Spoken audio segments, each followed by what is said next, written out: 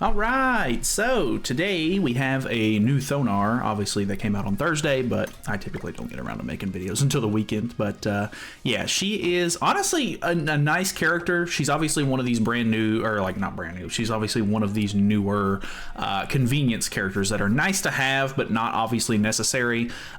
She's an older Thonar, so just one of the base Thonars. She's blue. She's the third one that we would need for, you know, the full set. But the nice thing about this one compared to a lot of the other demonic beast characters is that they have costumes. I was thinking about it. They obviously it would be ideal for them to add one for the bird and the deer at this point. I think they could probably get away with making just a costume for the other two. But at the same time, we don't have a blue Jormungandr yet, and we don't have a green Miguelda, as far as I know. I think I looked earlier, so I do know. But yeah, they could obviously just make two of those. Ideally, though, this character probably didn't need to be a 600 banner. If you could have got them on like a step up or something like that for 242, that would have been much better. Luckily, I only had to pull for 300 gems, and I got her off the 300 mark. But yeah, it's a little excessive. 600 gems just for a convenience character is a little much as far as I'm concerned. But if you don't know what she does, she has a costume, which is one additional Skull and Hati orb as a set bonus reward upon clearing Transcendent Skull and Hati, and this is a limit of 3 times per week. So basically, if you do the Twilight orb, where you do 3 runs in a row, it'll basically just double that. And then if you don't have one of those, just each run that you do up to 3 times per week will give you an additional orb. So it's just nice, just gives you basically a whole extra holy relic each week, or a whole extra holy relic upgrade each week. And then as far as the rest of it goes, her passive's pretty nice. So it only works in Skull and Hati, of course. Increases all stats of the allies by 7% for each one participating in battle. She's not locked to only humans or anything, which is kind of nice. I think the previous one was locked to humans only, if I'm not mistaken. I don't think the Holy Relic is locked down or anything either. So that's kind of nice. But grants allies Ignite immunity and increases their damage dealt with skills by 100%, so more damage. When an ally uses a skill to attack an enemy, it inflicts an additional damage equal to 5% of the hero's max HP, and increases the hero's max HP by 10% up to a maximum of 40. When the hero cancels an enemy stance, it increases all stats of allies by 7% once. So she actually is kind of nice. She has a remove stance card, which is pretty much what you would expect, but the thing is, she has an AoE ultimate move drain, which is good because this is going to make it to where you don't necessarily have to use LR Lilia, which is what I was using in the 3rd slot. Technically, you didn't have to. With the red Thonar, you could just save 2 of the single targets and save those for the last fight, but this is just one less skill use that you have to use, and now I feel a lot more comfortable using LR Roxy because I have an AoE drain. So it's kind of nice either way. So this is the setup that I'm using. I guess ideally it may be better to run her on an HP set just because of her passive, but I mean, she might not do as much damage. But then again, with Roxy and Escanor, I don't think you're going to have too much issues with damage anyway. So we'll just go ahead and save that and we'll hop into one. Obviously, the fight itself isn't all that difficult. I've been clearing it pretty consistently, although I do have a pretty good account. So if you don't have one and you have been kind of struggling with this fight, this could be the character that you might want to have for that. But like I said earlier, 600 gems for this character is a little outrageous. So I don't know if I would necessarily recommend you summon for that, considering we just got out of a collab. We just got out of the melee celebration. So it's a lot. That's a lot of gems that you probably had to spend. But anyways, I'll just show you how I've been doing the fight. So save the talent for turn 2. We'll just go ahead and throw the heal out to increase stats. We'll go ahead and remove the stance with her, so that way we get her stats. And then I really like to have AoEs for the last phase, so we're just going to go ahead and throw the single targets out, and it won't be too big of a deal.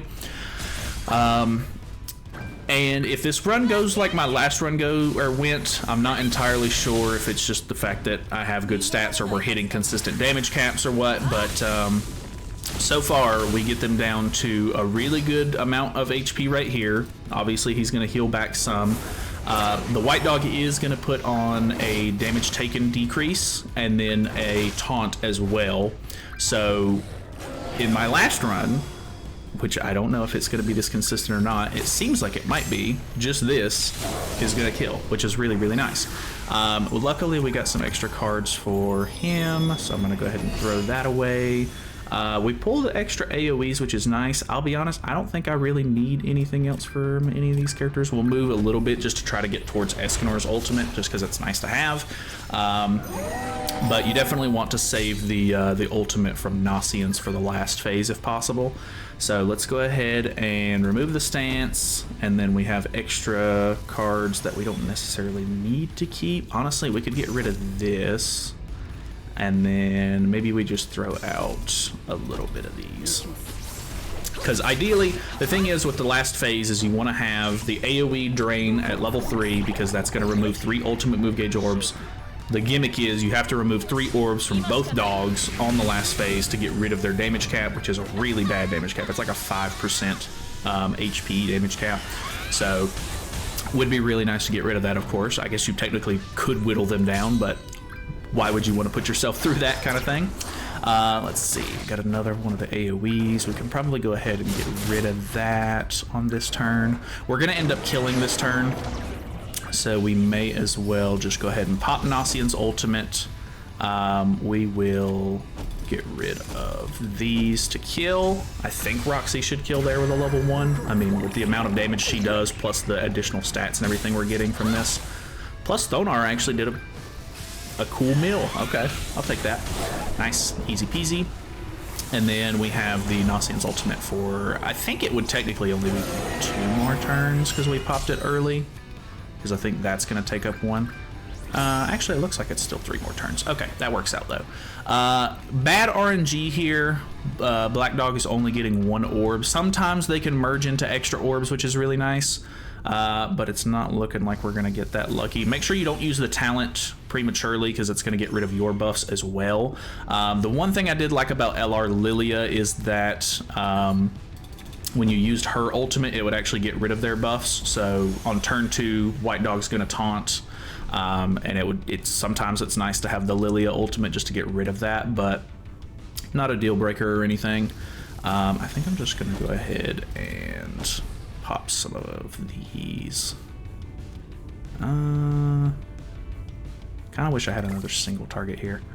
Actually, we'll use Roxy ultimate on the White Dog, single target on the Black Dog, and then we'll just throw these away for now because it's not a big deal. As long as we're not draining ultimate move gauge orbs or anything, which it wouldn't have mattered anyway. The White Dog's getting 3 orbs this turn, and then the Black Dog doesn't have any orbs in the ultimate move gauge, so we could have technically wasted a drain if we needed to, but not a big deal. Black Dog's taken a bit of a lead on damage taken so far. Not great cards in hand, but I mean, we pretty much have what we're gonna need to kill anyway, so it's not the end of the world. That, okay, didn't drain me. If that single target hits you, it drains 4 ultimate move gauge orbs, which is kind of crazy. At this point, let's go ahead and just waste these Nasian's cards and the Thonar card. And then next turn, we'll be able to pop the talent because we'll have an extra Nasian's ultimate in hand. Hopefully both of them have 3 orbs at that point, and then we can drain and go for kill. So we have to attack the White Dog anyway, so it's actually helping get some damage on the board for him, considering we did so much to the Black Dog last turn. And then, yeah, we should be good here. Well, I don't even know if I want to... I don't even know if I want to get rid of or use the talent because it's gonna make us waste a card by having to do this. So both of them have 3 orbs at this point. We use the Thonar AoE, and then I think we just go for gold here. I don't think we're gonna have any issues. So boom, boom. Drains, extra damage pop from the Roxy passive and her passive actually, and then yeah, AoEs to wipe up the fight. Pretty simple, pretty easy overall. I mean, it just makes the fight a little bit a little bit more concise, I guess. Obviously there's the little bit of RNG that you have to deal with on the fact that, you know, the dogs might not always get 3 orbs in their ultimate move gauge as soon as you want them to, so you have to stall a little bit, but ideally you could probably like beat this in 5 turns, or well, no, probably not 5 turns, probably 6 turns at the best case scenario, because it's probably going to take you 2 rounds to get through the first, 2 rounds to get through the second, and then 2 rounds to get through the third phase. So yeah, I've already done this today quite a few times, so I'm not getting the extra set bonus because you only get it once a week. But yeah, just extra materials is nice, makes the fight a little bit easier. Overall, nothing to write home about, but hey, I mean, Thonar's fine. She's, you know, nice to have. I wouldn't spend 600 for her if you're broke right now. I would not do that. But if you have the means for it, could be a nice character to have for the future, just to help, you know, sort of grind these out, because there's a lot of holy relics to upgrade. So either way, thank you guys so much for watching. Hopefully you guys enjoyed it. I did get the 7 Deadly Sins Grand Cross art book in the mail, and I do want to go over this because it's really, really cool. I'd like to go over the whole thing. I'd like to look through the whole thing with you guys, just because it's a really nice trip down memory lane.